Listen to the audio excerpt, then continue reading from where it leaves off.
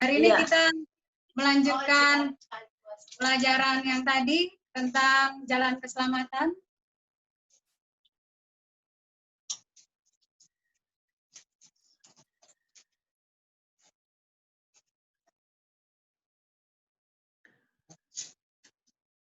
Bisa terlihat tulisannya atau silau Bisa. ya?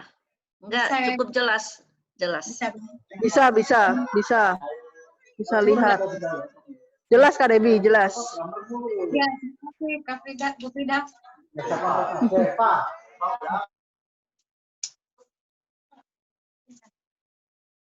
Ya, kita sering mendengar ada kata-kata yang seperti ini, banyak jalan menuju Roma, ya, tapi Alkitab menyatakan kepada kita hanya satu jalan keselamatan.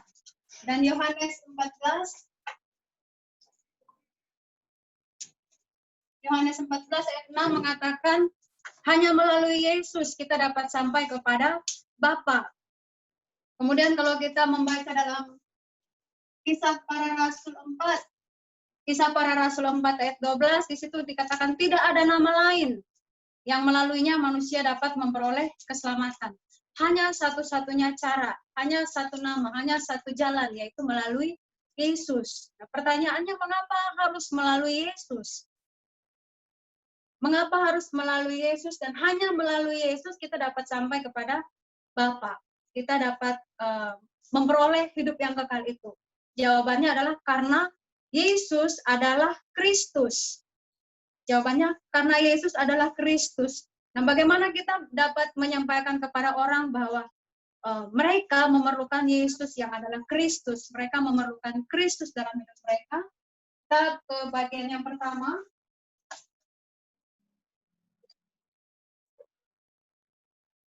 Bagian pertama tentang manusia mula-mula.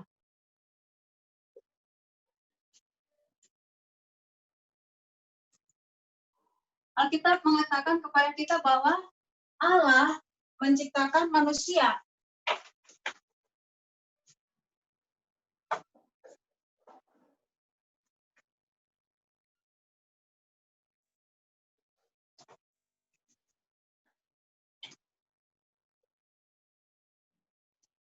Allah menciptakan manusia. Bagaimana Allah menciptakan manusia? Kita katakan Allah menciptakan manusia menurut gambarnya.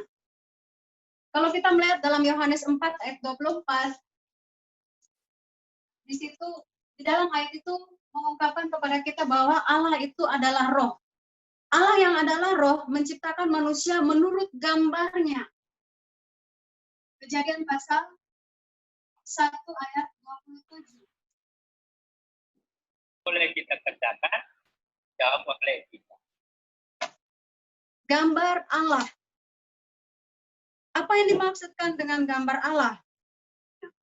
Sebagaimana Yohanes 4 ayat 24, ketika Allah menciptakan manusia, Allah yang adalah roh menciptakan manusia. Manusia itu dikatakan bukan hanya memiliki kemampuan intelektual atau punya moralitas, tapi juga memiliki roh. Ya, Allah adalah roh, maka ketika Allah menciptakan manusia, manusia yang memiliki tubuh fisik diberikan roh oleh Allah, Kejadian 2 ayat 7.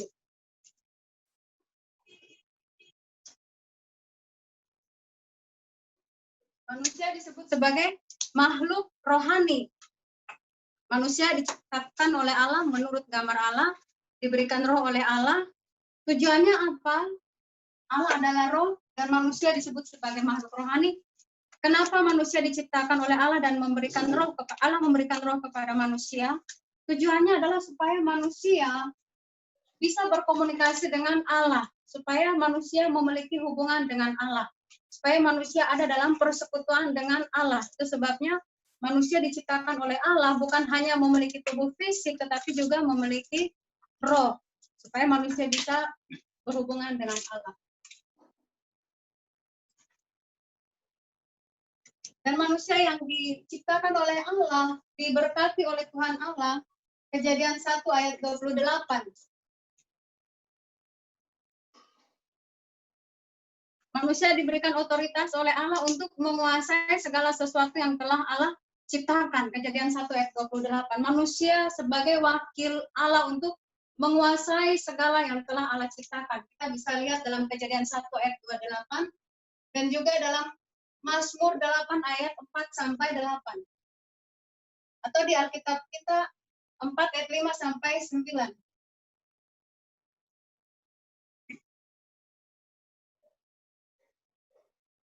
Manusia diberikan otoritas untuk menguasai segala yang diciptakan oleh Allah.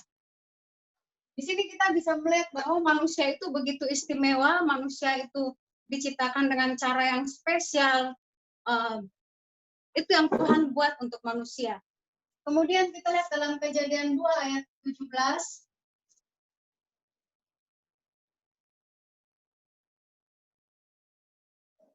Kejadian 16 sampai 17.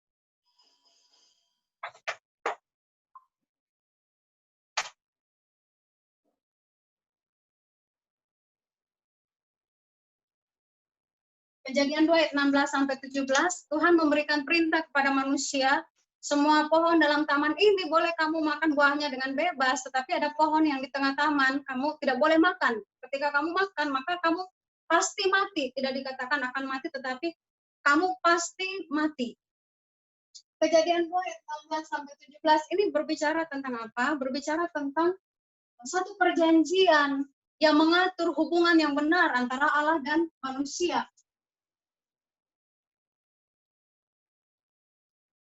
Perjanjian ini untuk mengatur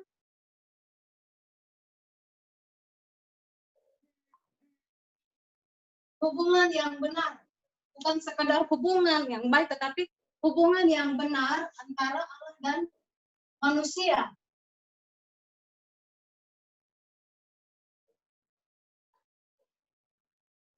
Hubungan yang seperti apa? Seperti ini. Allah, manusia, dan ciptaan lain. Alkitab mengatakan pada mulanya Allah menciptakan langit dan bumi. Dan dalam Kejadian 1 menjelaskan tentang rangkaian penciptaan yang dilakukan oleh Allah. Allah adalah pencipta.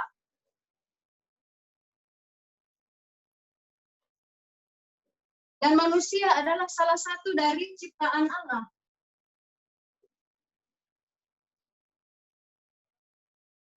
Allah adalah penguasa atas alam semesta ini. Dan sekalipun manusia diberikan tanggung jawab oleh Tuhan Allah, diberikan otoritas untuk berkuasa atas alam semesta ini, Kejadian 1:28 dan Mazmur 8 ayat 5 sampai 9 yang sudah nanti Bapak Ibu bisa baca. Manusia sebagai wakil penguasa, manusia diberi otoritas, tapi manusia hanyalah wakil. Penguasa yang sesungguhnya adalah Allah.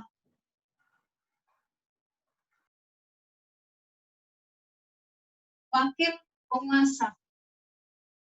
Dan segala sesuatu yang diciptakan oleh Allah, Allah percayakan kepada manusia. Maka Allah itu adalah Tuhan atas segala sesuatu, atas alam semesta ini. Bahkan atas manusia. Dan manusia yang diberikan kepercayaan, diberikan mandat, manusia hanyalah hamba. Pencipta, penguasa, Tuhan. Itulah Allah. Dan manusia adalah ciptaan, wakil penguasa, dan juga hamba. Sebagai ciptaan, dari sini kita melihat ada hal yang harus dilakukan oleh manusia. Sebagai ciptaan, manusia harus bergantung. Harus bergantung kepada Allah yang adalah pencipta. Kejadian 2 ayat 7, situ dikatakan Allah menciptakan manusia itu dari debu tanah. Dari debu. Mengingatkan kepada manusia, kepada kita, siapalah kita ini di hadapan Tuhan. Maka sebagai ciptaan, kita harus bergantung kepada Allah kita, yang adalah pencipta kita. Dan sebagai wakil penguasa, manusia harus taat. Apa yang dikatakan oleh Allah, manusia harus mentaatinya. Taat, tidak ada alasan titik. Mau ditulis dari kiri ke kanan, kanan ke kiri, atas bawah, bawah atas, bacanya tetap sama taat ya. Tidak ada alasan manusia sebagai wakil penguasa harus taat kepada Allah yang adalah penguasanya. Dan sebagai hamba yang diberikan kepercayaan untuk mengelola segala sesuatu yang Allah ciptakan, manusia harus melayani Allah yang adalah Tuannya. Ini yang harus dilakukan oleh manusia. Inilah hubungan yang benar antara Allah dan manusia. Manusia hidup dalam kebergantungan kepada Allah, hidup dalam ketaatan kepada Allah, hidup untuk melayani Allah. Dan kalau ini yang dilakukan oleh manusia, bergantung, taat, melayani, maka Allah melakukan apa yang menjadi bagian Allah, yaitu memberkati manusia. Dengan berkat-berkat rohani. Dengan hikmat, kekuatan, kasih, dan segala yang ada pada Allah. Allah memberkati manusia dengan berkat-berkat rohani ini. Dan dengan berkat rohani inilah manusia dimampukan oleh Tuhan untuk mengerjakan tugasnya sebagai wakil penguasa. Diberikan hikmat oleh Allah, diberikan otoritas oleh Allah untuk melayani alam ini. Bukan dalam arah untuk mengeksploitasi, tetapi untuk mengeksplor, menata layani alam ini. Dan apa yang dilakukan oleh manusia itu mendatangkan hasil bagi manusia. Ya, ciptaan lain ini, dia memberikan hasil bagi manusia yang kita sebut dengan keuntungan material.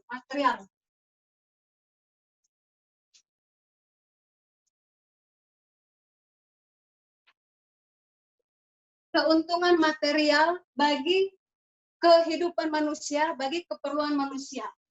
Jadi manusia yang memperoleh hikmat dari Allah, dia dimampukan untuk melakukan tugasnya sebagai wakil penguasa, yaitu berkuasa, menaklukkan. Kejadian pasal 1 ayat 28.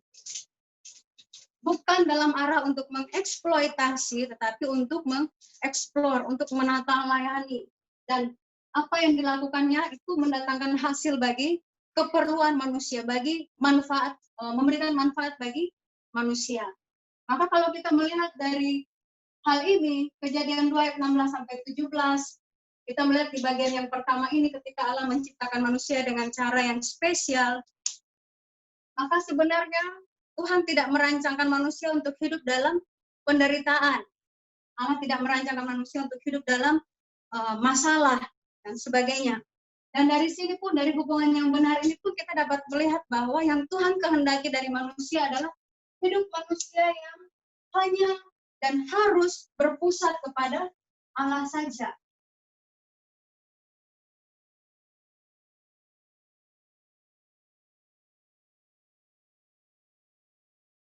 Berpusat kepada Allah saja, atau theosentris. Berpusat hanya kepada Allah saja, bukan kepada manusia itu sendiri. Ini yang Tuhan kehendaki. Dan dari hubungan yang benar inilah prinsip kebahagiaan yang sejati itu manusia peroleh. Jadi kebahagiaan yang sejati yang dimiliki oleh manusia bukan karena kekayaan yang dia punya, tetapi karena dia memiliki hubungan yang benar dengan Allah. Kalau dia memiliki Allah, dia punya hubungan dengan Allah, maka segala sesuatunya itu tidak perlu lagi ditakutkan, tidak perlu lagi dikhawatirkan. Karena dia bersama dengan Allah yang adalah sumber segala yang baik. Ini yang Tuhan kehendaki dari manusia. Jadi Kejadian 2:16 sampai 17 bukan karena Allah iseng untuk mencobai manusia supaya jatuh, tetapi sebenarnya ayat ini untuk menolong manusia, ya, supaya manusia sadar siapa dia di hadapan Tuhan. Ketika Tuhan bilang jangan makan, maka dia harus taat. Oh, Tuhan bilang jangan makan, ya sudah, saya tidak boleh makan. Saya harus dengar-dengaran kepada apa kata Tuhan. Tapi yang terjadi, manusia melakukan sesuatu yang sesuai dengan keinginannya sendiri. Yang dari situ banyak persoalan terjadi. Penjelasannya di bagian yang kedua, masalah mendasar.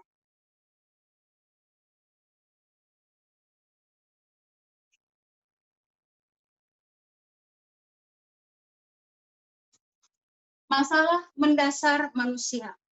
Tadi saya katakan sebelumnya, Tuhan Allah ketika menciptakan manusia, Tuhan Allah tidak merancangkan untuk manusia itu hidup dalam penderitaan, hidup dalam masalah dan sebagainya. Tuhan Allah mau supaya manusia itu hidup dalam hubungan yang benar dengan Tuhan Allah dan berpusat hanya kepada Tuhan Allah saja. Tapi kenyataannya, tidak usah jauh-jauh, lihat kepada diri kita sendiri, kadangkala kebanyakan lebih berpusat kepada diri sendiri. Dan dari situ banyak masalah yang terjadi. Apakah yang telah terjadi sehingga dunia saat ini seperti itu? Bahkan diri kita pun ada di dalamnya, berpusat kepada diri sendiri, berpusat kepada materi, dan banyak masalah yang terjadi. Persoalan itu datangnya dari bagian yang kedua ini, masalah mendasar manusia. Jadi Bapak Ibu bisa membaca dalam Alkitab, Kejadian pasal 3 ayat 1 sampai ayat yang ke-6. Ketika Tuhan Allah dalam Kejadian 2 ayat 16 sampai 17 katakan jangan kamu makan, tapi Kejadian 3 ayat 1 sampai 6 dikatakan manusia itu mengambil buah itu dan memakan buah itu. Buah pohon yang dilarang oleh Tuhan Allah. Kejadian 3 ayat 1 sampai 6. Bisa juga lihat di dalam Hosea pasal 6 sampai ayat yang ke-7. Manusia menjadi tidak percaya kepada Allah dan memberontak terhadap Tuhan Allah. Hosea 6 sampai 7. Inilah yang disebut sebagai masalah Kejadian 3. Dari hal ini, dari masalah Kejadian 3 ayat 1 sampai 6 ini, itu diwariskan kepada semua yang lahir dari Adam. Roma 5 ayat 12. Yang kita sebut dengan dosa warisan atau dosa mula-mula.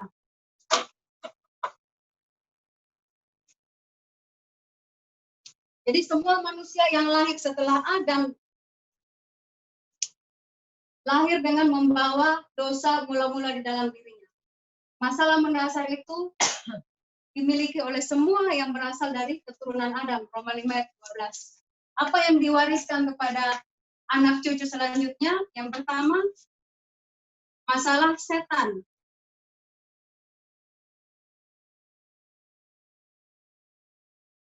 Masalah setan, Yohanes 8 ayat 44. Iblislah yang menjadi bapamu, kamu hanya mengikuti keinginan dia.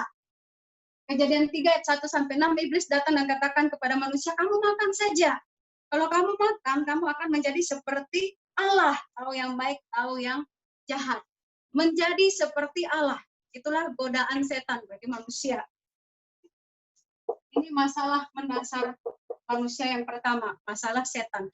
Setan menggoda manusia, membuat manusia tergoda. Akhirnya apa yang terjadi?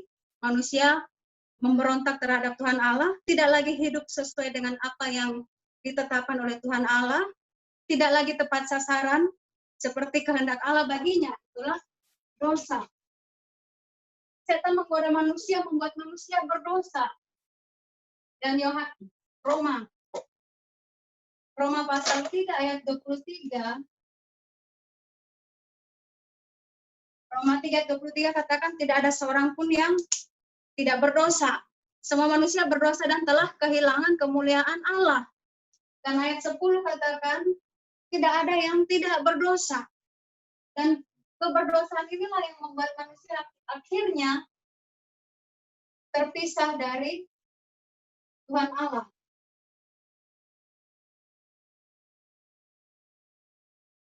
Yesaya 59 ayat 2. Inilah masalah mendasar manusia. Dan dari masalah mendasar inilah muncul berbagai macam masalah dalam hidup manusia.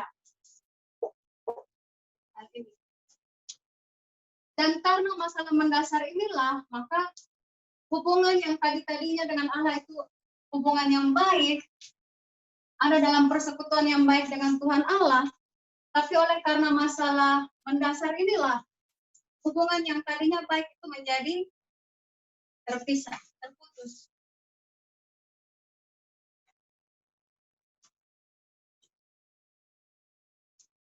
Menjadi terputus. Allah dan manusia. Manusia yang terpisah dari Tuhan Allah dikuasai oleh setan. Maka manusia berada di dalam kerajaan setan. Dan Allah di sini kerajaan Allah tentunya. Manusia yang terpisah dari Tuhan Allah, yang berdosa dan dikuasai oleh setan, kita menyebut sebagai orang-orang yang tidak percaya. Dan seperti apa keadaan orang-orang yang tidak percaya itu? Bagian 3 menjelaskannya.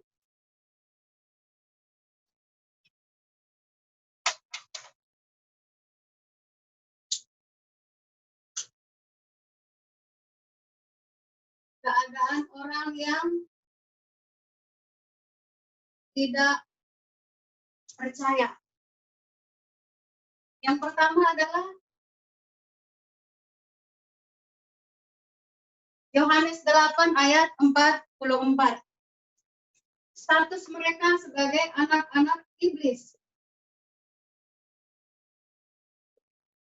Anak-anak iblis yang rohaninya mati. Efesus 2 ayat 1 katakan kamu dahulu sudah mati karena dosa-dosa dan pelanggaran-pelanggaranmu. Status sebagai anak-anak iblis membuat roh manusia itu mati. Dan rohani yang mati itu membuat manusia mengalami masalah rohani. Manusia yang adalah makhluk rohani yang menyembah kepada Tuhan Allah, tetapi ketika tidak lagi percaya kepada Tuhan, tidak lagi mendengarkan apa yang menjadi kehendak Tuhan bagi dia terpisah dari Tuhan, maka rohaninya bermasalah. Keluaran 20 ayat 4 sampai 5. Manusia mengalami masalah rohani dan terjerumus ke dalam penyembahan berhala.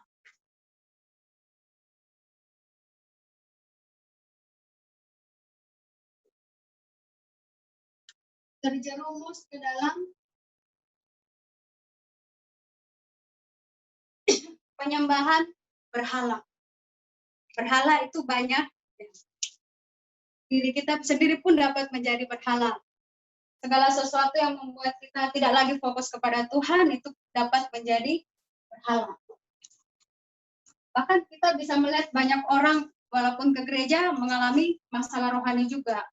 Salah satu contoh yang paling nyata adalah HP ya. Kalau ke gereja, pendetanya khotbah, dia juga sibuk mengetik. Padahal bukan mengetik isi pesan atau isi khotbah pendeta, tapi sibuk balas WA, sibuk belanja lewat online dan sebagainya. Pun jadi berhala. Makanya ketika dia pulang dari gereja, kita hanya dapat berkat rohani apa? Nggak tahu, tadi pendetanya khotbah apa, nggak jelas. Itu banyak terjadi. Saya pun punya pengalaman yang sama. Ya. Dan saya juga melihat orang-orang juga seperti itu. Ini sesuatu yang nyata. Masalah rohani, walaupun ada dalam gereja. Rohani bermasalah membuat orang mengalami masalah secara mental. Matius 11 ayat 28 memakai kata-kata di situ berbeban berat. Makanya Tuhan Yesus katakan, marilah kepadaku hai kamu yang letih lesu dan berbeban berat. Oleh karena begitu banyak tekanan sehingga pikiran menjadi masalah.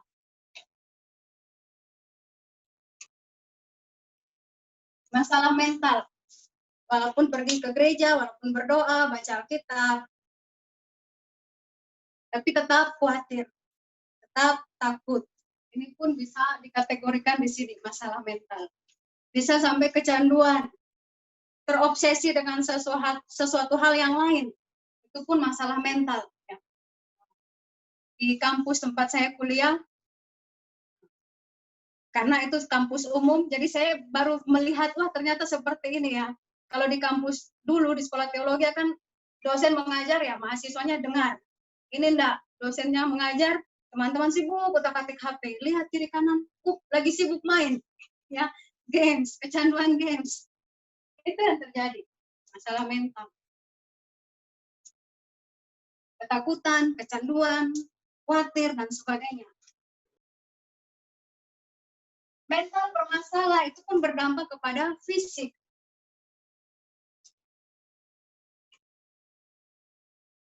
Kisah Rasul 8 ayat 4 sampai 8. Ketika Filipus melayani di Samaria. Banyak orang yang mengalami sakit, penyakit oleh karena kuasa-kuasa kegelapan. Tentu ketika kita terpisah dari Tuhan Allah, kita hanya hidup dengan apa yang ada pada kita, kekuatan yang terbatas, segala sumber daya yang terbatas. Tapi bagian ini tentang masalah fisik, yang mau dijelaskan di sini adalah masalah-masalah fisik yang terjadi oleh karena pengaruh kuasa kegelapan. Orang sakit pergi ke dokter, dokter bilang kamu nggak sakit, kamu sehat kok. Tetapi dia menderita. Itu terjadi karena masalah fisik. Terpisah dari Tuhan Allah dan setanlah yang ada di belakang dia. Menguasai dia sehingga bisa kerasukan setan. Ketika orang tidak senang, kemudian pakai guna-guna, dia bisa kena. Di kampung saya banyak seperti itu. Padahal ke gereja. Sakit, tapi dokter bilang tidak sakit. Dokter bilang kamu sehat. Padahal dia menderita. Kenapa kamu sakit? Sepertinya saya menolak orang itu atau saya berbuat sesuatu yang tidak baik bagi si A, kemudian sepertinya dia mengguna-gunai saya, akhirnya saya kena masalah fisik. Jadi manusia yang terdiri dari tubuh, jiwa, dan roh ini ketika rohani bermasalah, itu berdampak kepada mental, berdampak juga kepada fisik. Bahkan ilmu kedokteran pun mengakuinya ya. Kekhawatiran membuat tubuh fisik ini pun jadi berdampak, menjadi lemah, menjadi sakit, dan sebagainya. Kenapa dia mengalami masalah mental? Karena rohaninya bermasalah. Rohani bermasalah, mental bermasalah, fisik bermasalah, maka tidak heran jika banyak terjadi kasus pembunuhan.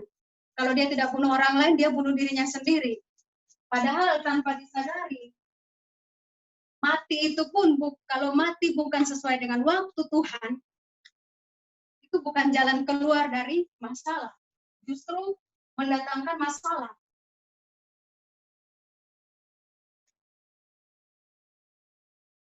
Lukas 16 ayat 19 sampai 31, nanti Bapak Ibu bisa lihat.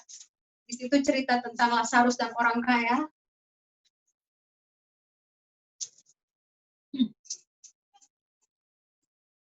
Jadi ketika mati, orang berpikir mati itu adalah cara terbaik untuk menyelesaikan masalah, mengakhiri masalah, tanpa dia ketahui setelah kematian itu pun ada masalah. Masalah setelah hidup yaitu apa? Penghakiman yang akan dihadapi.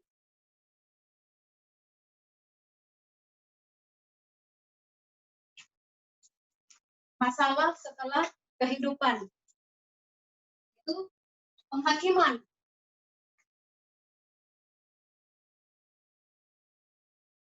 Dan saya tambahkan di sini Roma 6 ayat 23. Roma 6 ayat 23, orang yang tidak percaya kepada Tuhan Allah, ketika dia mati, dia pergi kemana? Pasti dia ke neraka. Upah dosa itu maut. Ketika dihakimi, dia di luar Kristus, dia di luar Tuhan, terpisah dari Tuhan, maka dia tidak ada di surga, tapi dia ada di neraka. Upah dosa itu maut. Dan nantinya, masalah-masalah ini bukan hanya dia yang alami, tetapi dia akan meneruskan itu kepada anak cucunya. Sesuai Keluaran 20 ayat 4-5. Dan juga Matius 27 ayat 25.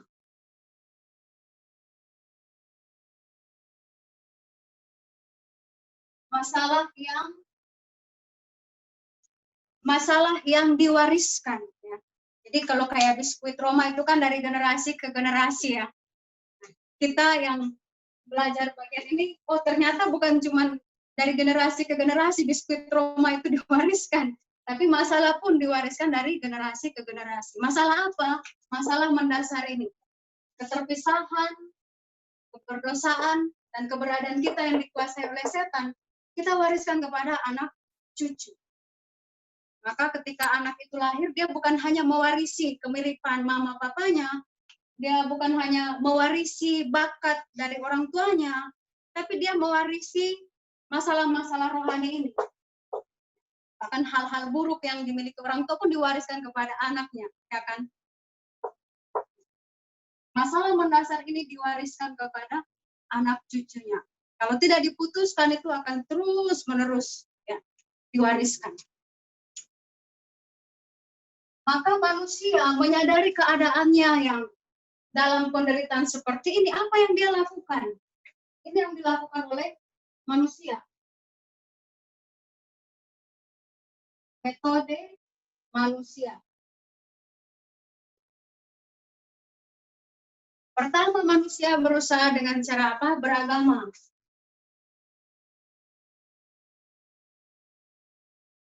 Matius 12:43 sampai 45. Agama itu sendiri dari kata A dan gama ya, tidak kacau. Tapi kebanyakan kita lihat banyak agama juga kacau. Ya. Agama, orang berusaha dengan jalan beragama. Agama ini adalah cara manusia untuk datang kepada Allah. Cara manusia untuk menyelesaikan masalah ini. Tapi kalau kita lihat dalam Matius 12:43 sampai 45, di situ tentang rumah yang kosong, tidak ada penghuninya. Awalnya tidak terawat, tapi setelah itu dirapikan. Setelah dirapikan, tidak ada yang menghuni rumah itu, maka masuklah roh jahat itu, bukan cuma satu, tapi 7 roh jahat yang lainnya pun dibawanya. Maka sekalipun beragama, tapi kalau tidak ada yang menempati ruang hati kita, maka tetap saja setan yang menguasai. Di sini kita bisa katakan bahwa agama tidak dapat menyelesaikan masalah ini, 6 masalah ini. Jangankan 6 masalah ini ya, jangankan masalah mendasar, 6 masalah ini pun tidak terselesaikan dengan agama. Mungkin akan selesai sesaat, tapi kalau akar masalahnya belum diselesaikan, sekalipun ini selesai sementara, maka tetap akan tumbuh tunas-tunas masalah yang lain. Jadi dari sini kita lihat agama tidak dapat menyelesaikan masalah manusia ini. Kemudian manusia berpikir mungkin kalau dia melakukan amal baik, melakukan perbuatan baik, masalahnya akan diselesaikan, dia akan bebas dari masalahnya. Tapi Yesaya 64 ayat 6 mengatakan kesalahan kita di hadapan Tuhan Allah itu seperti kain kotor. Perbuatan baik pun tidak dapat menyelesaikan masalah ini. Apalagi masalah mendasar tidak akan. Kemudian manusia berusaha dengan filsafat, dengan mengikuti tradisi, dengan adat istiadat, kata-kata dari orang-orang tua dulu, kalau kamu makan jangan di depan pintu, ya, nanti menghalangi berkat. Ya. Itu pun filsafat kosong, ya. Paulus katakan jangan sampai kita ditawan oleh filsafat dunia ini, filsafat yang kosong. Kolose 2 ayat 8. Kemudian dengan hukum Taurat. Menjaga hukum Taurat. Tapi Roma 3 ayat 20 katakan dengan hukum Taurat. Tidak ada seorang pun yang dapat dibenarkan di hadapan Tuhan Allah. Itu berarti apa? Masalah ini tetap dia miliki, masalah mendasar apalagi. Kemudian orang berusaha dengan Injil yang lain. Ada banyak cara yang dilakukan oleh manusia dengan ilmu pengetahuan dan teknologi, dengan berbagai hal. Tapi di sini 5 saja dicatat. Injil yang lain. Matius pasal 16, 13 sampai 14. Injil yang lain ini berbicara tentang apa? Tentang pemahaman orang yang salah tentang siapa Yesus itu. Siapa Yesus bagimu? Ya, Yesus itu juru selamat. Hanya sampai di situ. Kenapa dia juru selamat? Enggak tahu. Ya.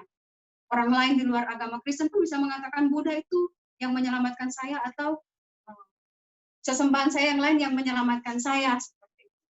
Tidak jelas akan pemahaman dia, keyakinan dia tentang siapa Yesus itu. Dia berpikir, oh, kalau saya percaya Yesus, saya sembuh. Kalau saya percaya Yesus, saya punya usaha, bisa maju. Itu pemahaman yang salah. Itu Injil yang lain. Atau hidup dengan mengikuti taat beragama, legalisme, ya. Tapi itu pun tidak akan menyelamatkan manusia. Jadi dengan agama, perbuatan baik, filsafat, hukum Taurat, Injil yang lain, manusia tidak dapat menyelesaikan masalah 6 masalah ini, apalagi masalah mendasar ini. Manusia tidak akan pernah dapat menyelesaikannya. Jadi metode manusia itu gatot ya. Masalah manusia, metode manusia itu gatot. Gagal total. Tidak dapat menyelesaikan masalah. Yang 6 masalah ini apalagi tidak masalah mendasar. Tapi kita bersyukur oleh karena anugerah Allah bagi kita yang merancangkan keselamatan itu.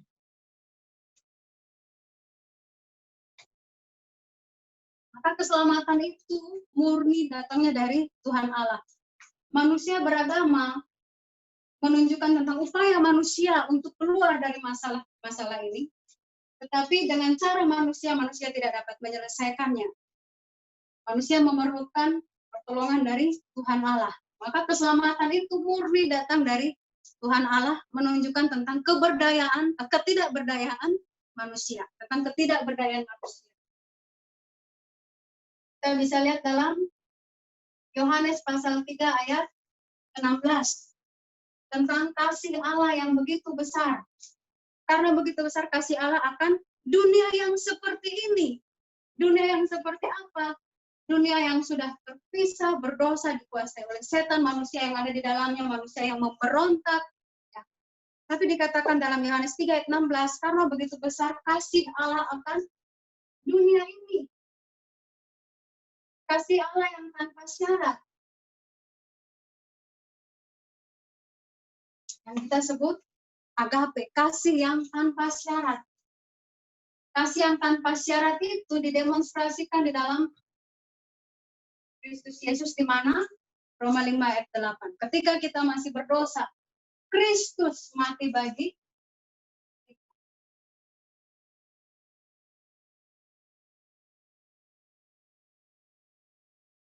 Demonstrasi kasih Allah atau Allah menyatakan kasih-Nya bagi manusia dengan cara apa?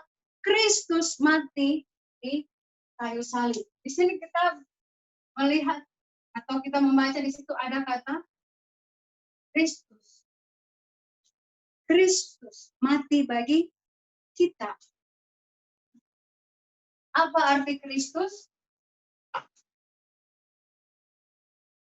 Yang diurapi. Arti Kristus itu apa? Yang diurapi. Ini adalah sebuah jabatan. Paulus katakan,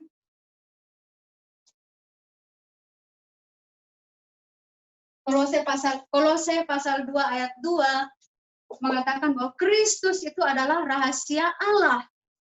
Dan Efesus 3 ayat 4, Paulus katakan, aku telah menyadari rahasia ini.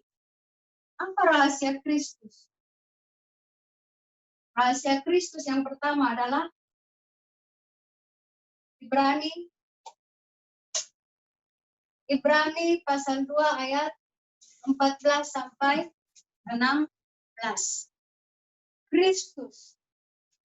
Dia datang untuk apa? Menghancurkan setan yang berkuasa atas maut. Jadi rahasia Kristus yang pertama. Kristus itu artinya yang diurapi. Kalau dalam perjanjian lama ada 3 jabatan yang sebelum orang menjabat dia harus diurapi terlebih dahulu. Saya kecepatan ya Bapak Ibu ya.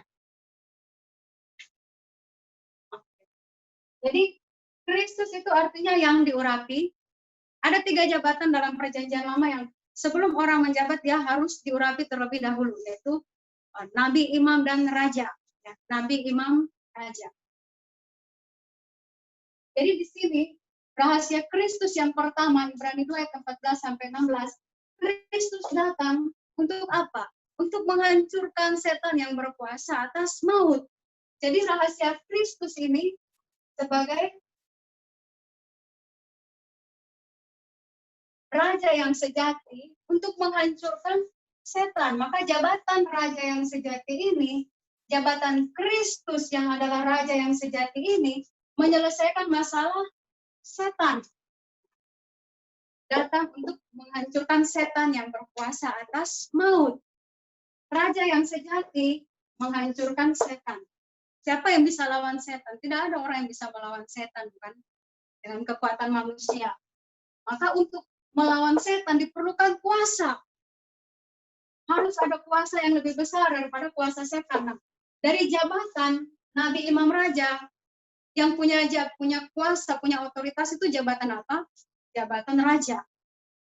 Maka Kristus adalah raja yang sejati, menyelesaikan masalah mendasar manusia yang pertama, masalah setan. Itu rahasia Kristus yang pertama. Kemudian rahasia Kristus yang kedua, Ibrani 9 ayat 11 sampai 15. Darah dicurahkan. Itu menggenapi Markus 10 ayat 45 juga. Anak manusia datang untuk bukan untuk dilayani, tetapi untuk melayani dan memberikan nyawanya sebagai tebusan bagi banyak orang. Jabatan yang berkaitan dengan darah itu adalah jabatan imam. Maka Kristus,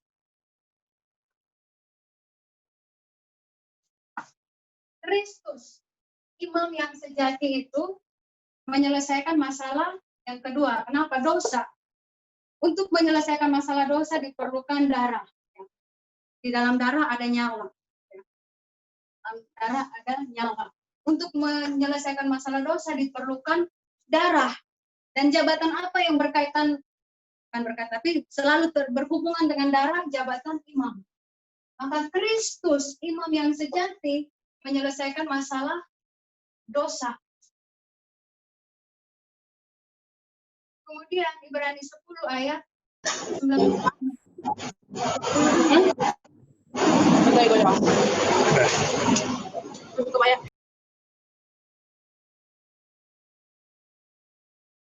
Ibrani 10 ayat 19 sampai 22. Manusia yang terpisah dari Tuhan Allah memerlukan apa? Memerlukan jalan.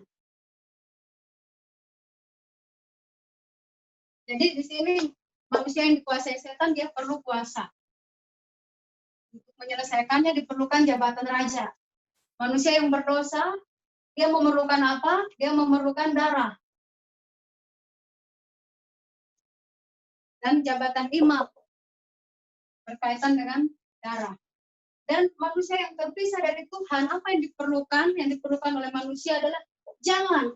Bagaimana supaya dia dapat sampai kepada Allah, karena dia sudah terpisah. Dan di Ibrani 10 ayat 19 sampai 22 di situ dikatakan dengan darahnya itu jalan yang baru terbuka bagi kita untuk datang kepada Allah. Jadi Kristus sebagai nabi sejati. Manusia yang terpisah dari Tuhan Allah, manusia tidak dapat langsung datang kepada Tuhan Allah. Tapi pada waktu itu Tuhan Allah sesuai dengan kehendaknya memilih orang-orang tertentu, orang-orang yang Tuhan kehendaki untuk menjadi penyambung lidahnya. Itulah nabi. Menjadi penyambung lidah Allah, menyampaikan apa yang menjadi maksud Tuhan Allah. Itulah nabi. Tapi Kristus adalah nabi yang sejati, menjadi jalan bagi kita untuk datang kepada Tuhan Allah. Itu Kristus. Itulah rahasia Kristus yang harus kita, bukan hanya kita mengerti, tapi harus kita alami rahasia Kristus ini. Dan kalau kita lihat dalam 1 Korintus,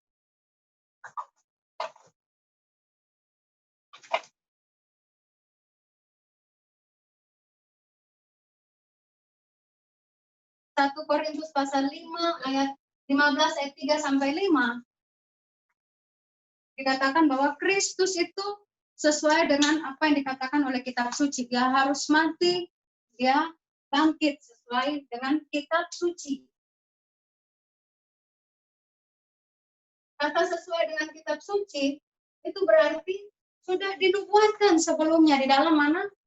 Kitab suci berarti menuju kepada perjanjian lama. Sesuai dengan kitab suci berarti sudah dinubuatkan. Maka nubuatannya seperti apa?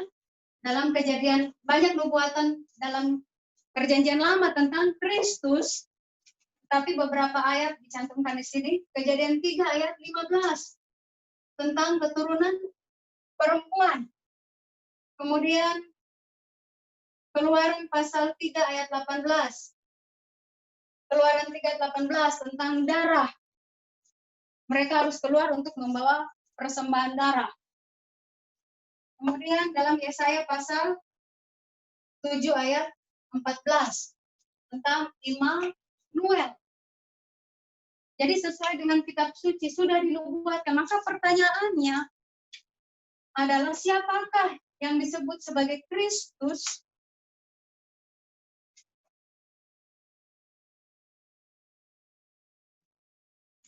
Siapakah Kristus? Jawabannya adalah Matius 16 ayat 16. Yesus adalah Kristus. Kita harus sampai kepada jawaban ini. Yesus adalah Kristus. Karena Yesus adalah Kristus, maka dia juru selamatku. Kalau dia bukan Kristus, dia bukan juru selamatku. Menyelamatkanku dari apa? 3 masalah mendasar ini.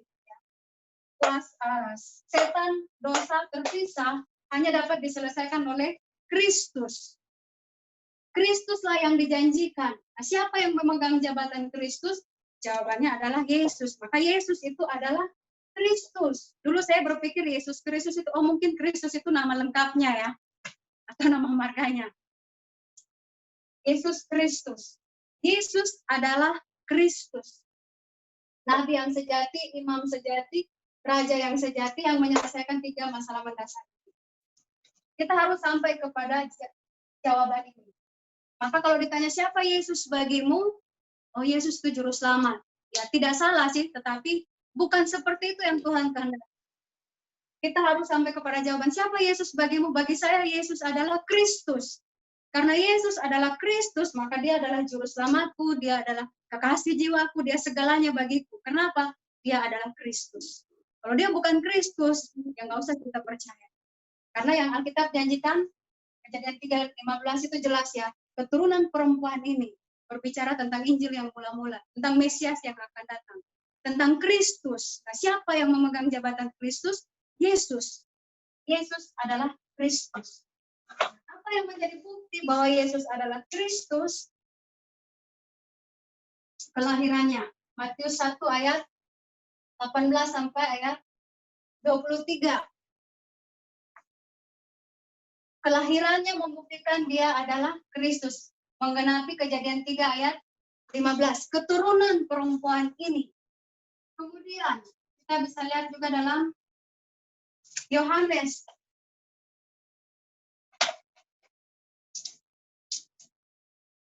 Yohanes pasal 19 ayat 17 sampai 30. Di atas kayu salib dia katakan sudah selesai. Apa yang diselesaikan? Masalah mendasar ini telah diselesaikan oleh Yesus yang adalah Kristus itu di atas kayu salib. Dia mencurahkan darahnya. Darahnya tercurah membebaskan manusia dari ikatan, dari kuasa setan dan dari belenggu dosa. Menggenapi Keluaran 3 ayat 18 ini. Kemudian Matius 28 ayat 1 sampai 20 dia bangkit membuktikan dia hidup. Yesaya 7 ayat 14 katakan akan datang bagimu seorang anak laki-laki dan hendaklah engkau menamakan dia Immanuel yang berarti Allah beserta engkau. Kalau Yesus itu dia mati dan tidak bangkit, maka dia tidak hidup. Kalau dia tidak hidup, bagaimana dia dapat menjadi orang yang selalu, bukan orang, menjadi pribadi yang bersama dengan kita, beserta dengan kita. Tapi karena Yesus dia hidup, maka Yesaya 7 ayat 14 itu tergenapi. Aku beserta kamu senantiasa. Kenapa? Karena Yesus adalah Kristus.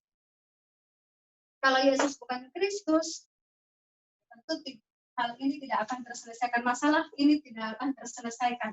Bahkan apa yang diungkapkan dalam perjanjian lama sebagai nubuatan itu pun tidak akan pernah terjadi. Tapi Alkitab menunjukkan kepada kita bahwa Kristus yang dijanjikan itu telah datang. Siapa dia? Yesus. Dan inilah yang menjadi bukti bahwa Yesus adalah Kristus. Kelahirannya, kematiannya, dan kebangkitannya. Siapakah dia? Sehingga dia dapat melakukan hal yang seperti ini. Yohanes 1 ayat 14. Filipi 2 ayat 6 sampai 8. Yohanes 10 ayat 30 dia adalah Allah itu sendiri.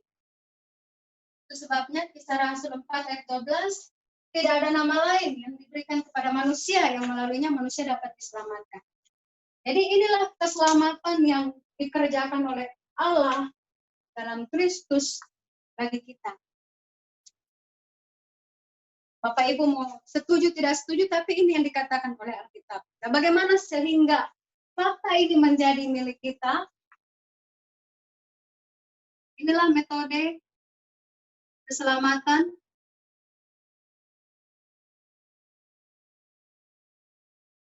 yang ditetapkan oleh Allah bagi kita. Yang pertama adalah keselamatan yang kita miliki itu hanya semata-mata anugerah. Ya.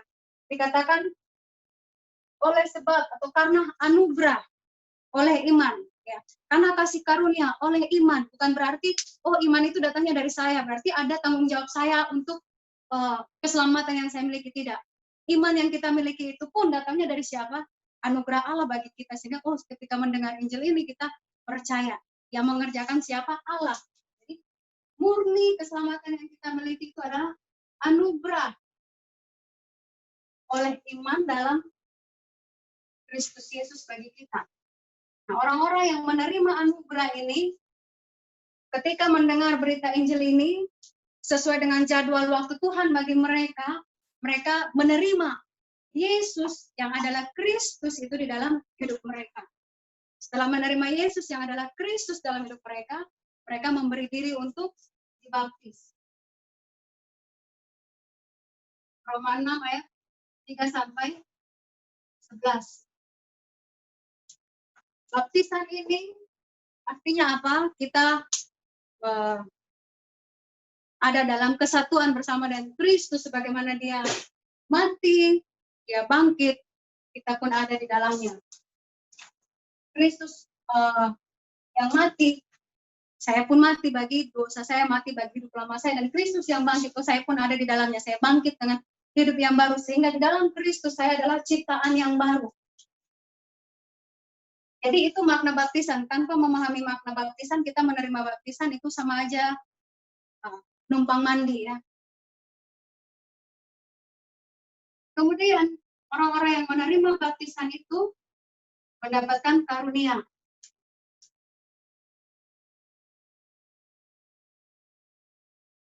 Mendapatkan karunia. Roma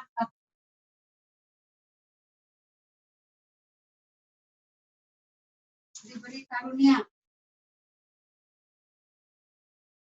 Roh Kudus sebagai karunia. Maksudnya apa? Bisa lihat di dalam Efesus 1 ayat 13, Efesus 4 ayat 30. Roh Kudus itu sebagai meterai yang memeteraikan kita. Nanti bisa baca di ayat Efesus 1 ayat 13 dan Efesus 4 ayat 30. Jadi inilah metode keselamatan yang dari Tuhan Allah. Kita percaya kepada fakta ini, itu pun anugerah. Ya. Jadi berdoa supaya ketika kita mendengar ini, oh saya percaya, saya meyakini. Ketika percaya dan meyakini itu pun bukan karena, saya terlalu pintar ya untuk mengerti apa yang dijelaskan. Atau, saya yang terlalu pintar untuk menjelaskan. Tidak. Tapi karena anugerah Allah dalam Yesus Kristus itulah yang membuat, saya menerima apa yang disampaikan, saya menerima apa yang dikatakan oleh Alkitab, itu pun anugerah bagi kita. Doa saya supaya kita semua menerima anugerah Allah.